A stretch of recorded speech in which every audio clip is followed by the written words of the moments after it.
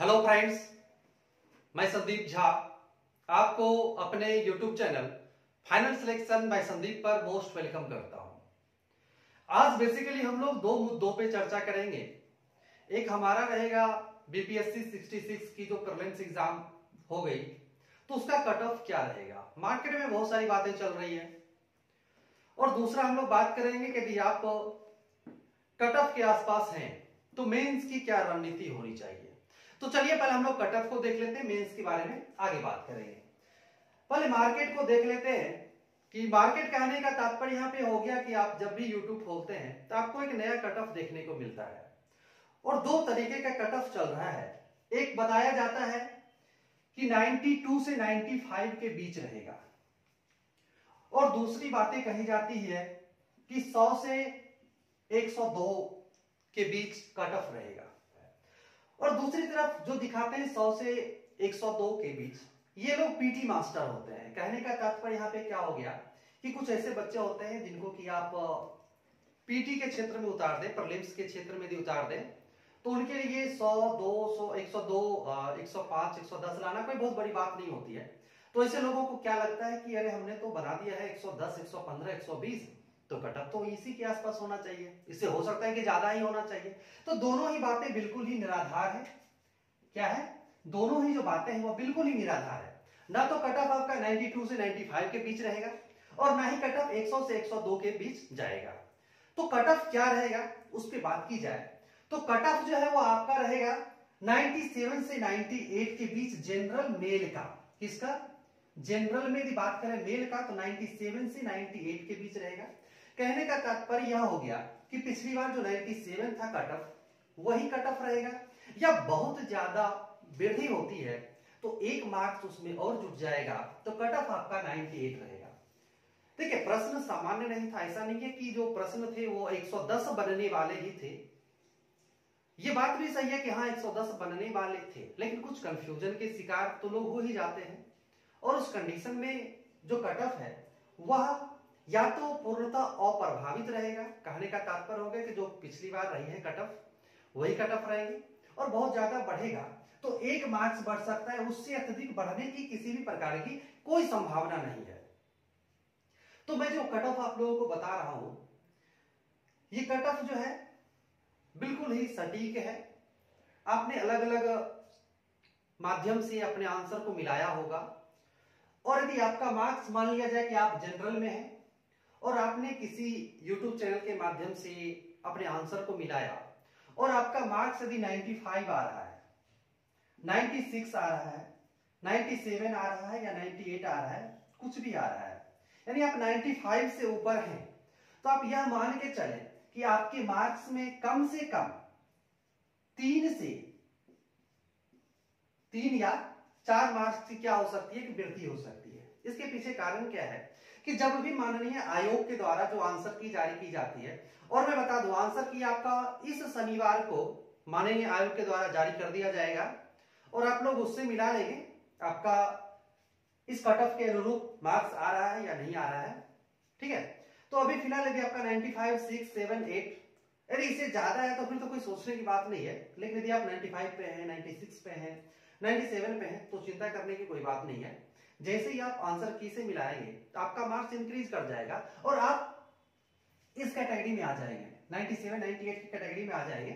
तो आप जनरल में हैं, मेल हैं, बॉयज हैं, तो आपका रिजल्ट होगा, सुनिश्चित रिजल्ट होगा, आप इसके लिए निश्चिंत रहें। अगर बात की जाए जनरल में फीमेल की तो फीमेल का जो है वो 89 से 90 के बीच में ही रहेगा।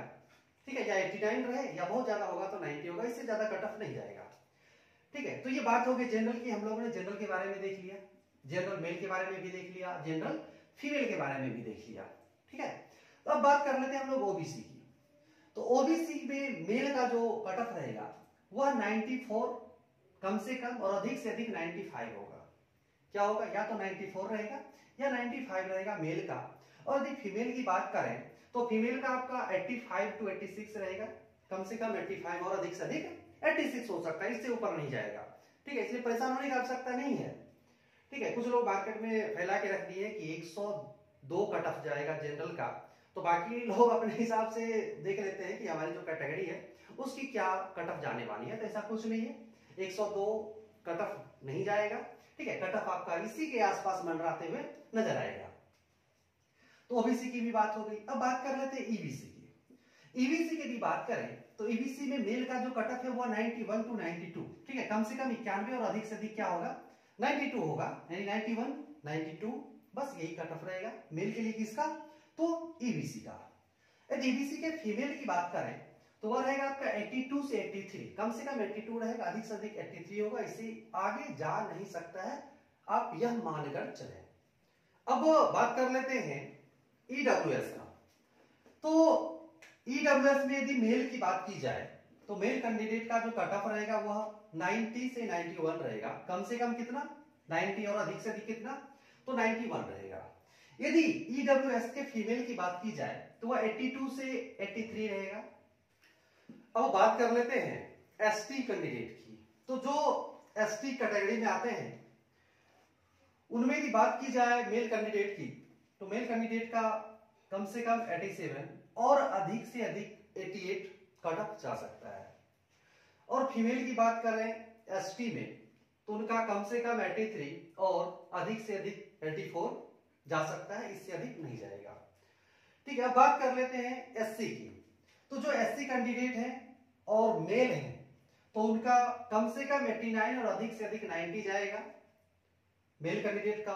और यदि आप एससी में फीमेल कैंडिडेट हैं तो आपका 78 कम से कम और अधिक से अधिक 79 ही कट ऑफ जाएगा। तो यदि आप अपने अपने कैटेगरी के अनुसार इन कट ऑफ के मापदंड को पूरा करते हैं या इसके आसपास से, जैसा कि मैंने यहाँ पे एग्जांपल के तौर पे एक यहाँ पे दिखाने का प्रयास किया है जनरल कैंडिडेट का, तो सभी लोग यहां से समझ लेंगे, आप लोग समझदार हैं, ठीक है। तो मान लिया जाए कि हमने यहाँ पे बताया कि कम से कम 97 और अधिक से अधिक कितना जाएगा, तो 98 जाएगा। अब क्या हुआ कि जो भी आंसर प्रस्तुत किए गए हैं अलग अलग संस्थानों के माध्यम से, उस आंसर से यदि आपका, यहां मैं बता रहा हूं कि 97 से 98, ठीक है, और यदि आपका 95 भी आ रहा है अलग अलग यूट्यूब से मिलाने के बाद, अलग अलग संस्थानों के आंसर को मिलाने के बाद, तो भी आप रेस में हैं, बिल्कुल हैं। ऐसा क्यों मैं कह रहा हूं, क्योंकि जैसे ही माननीय आयोग के आंसर से आप मिलाएंगे तो आपका जो 95 है वह 98 में बदल जाएगा। ऐसा क्यों होगा, क्योंकि कुछ क्वेश्चंस में सभी को कंफ्यूजन रहता है कि मेरे हिसाब से तो इसका आंसर क्या होना चाहिए, बी होना चाहिए, लेकिन माननीय आयोग मेरे अनुसार से क्या आंसर होगा उससे नहीं चलता है। माननीय आयोग उस आंसर को मानता है जो उसे मानना चाहिए। इस बारे में आप लोग बेहतर जानते होंगे, ठीक है। तो इसलिए क्या होता है कि कुछ आंसर इधर से उधर होंगे, ठीक है, तो उस कंडीशन में क्या होगा कि आपका रिजल्ट हो जाएगा, ठीक है। और रिजल्ट जब हो जाएगा तो समस्याएं क्या होती है कि यदि आप इन कट ऑफ के मापदंड को पूरा कर रहे हैं या 1-2 नंबर से आगे पीछे हैं तो आपको मेंस में लग जाना चाहिए।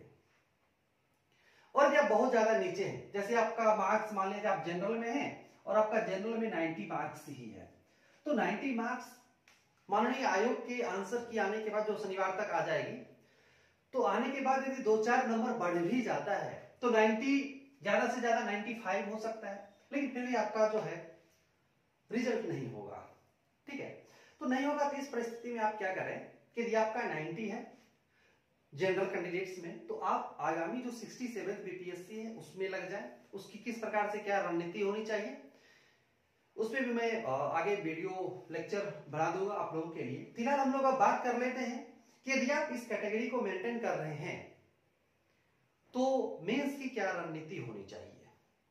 तो मैं कहूंगा कि कट ऑफ के आसपास यदि आप हैं, 1-2 नंबर आगे पीछे हैं, तो आपको मेंस में पूर्णतः लग जाना चाहिए, क्योंकि जिस प्रकार से माननीय आयोग के द्वारा जो बताया गया है मेंस का शेड्यूल, तो वह है मार्च 2021, और जो पता चल रहा है उसमें यह पता चल रहा है कि मार्च के लास्ट वीक में संभवतः 25 से 27 मार्च से जो है आपका मेंस का एग्जाम शुरू हो जाएगा, ठीक है।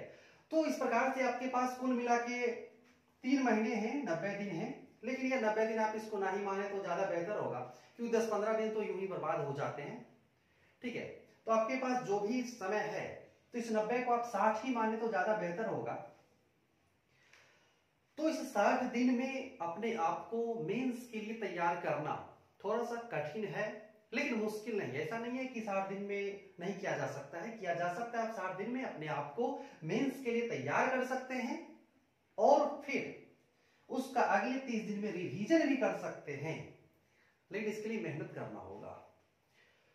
और इसे साकार करने के लिए, इस मेंस के सपने को साकार करने के लिए मेरे द्वारा एंथ्रोपोलॉजी पढ़ाई जाती है, जैसा कि आप सभी लोग जानते हैं। और वह एंथ्रोपोलॉजी की जो बैच है वह 4 जनवरी प्रारंभ होगी।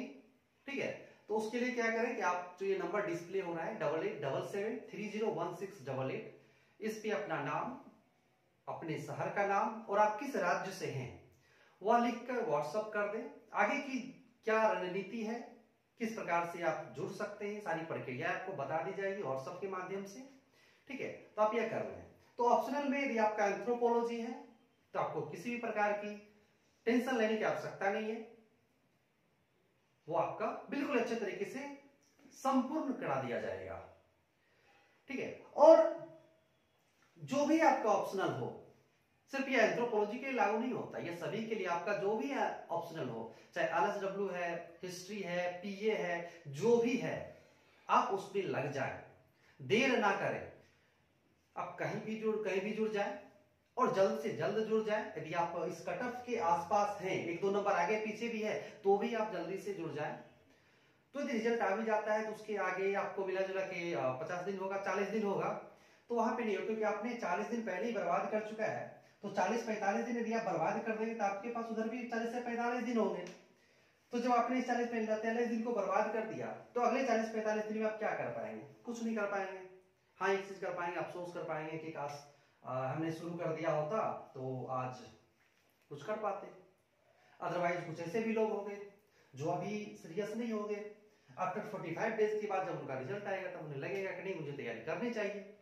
फिर वो तैयारी में लगेंगे और तैयारी में लग भी गए तो एग्जाम देने नहीं जाए, क्योंकि लगेगा ये तो तैयारी तो हुई नहीं, अब एग्जाम देके क्या होगा। तो इन सब परिस्थितियों से आप ना गुजरे, इसलिए एंथ्रोपोलॉजी के लिए बैच प्रारंभ हो रही है 4 तारीख से।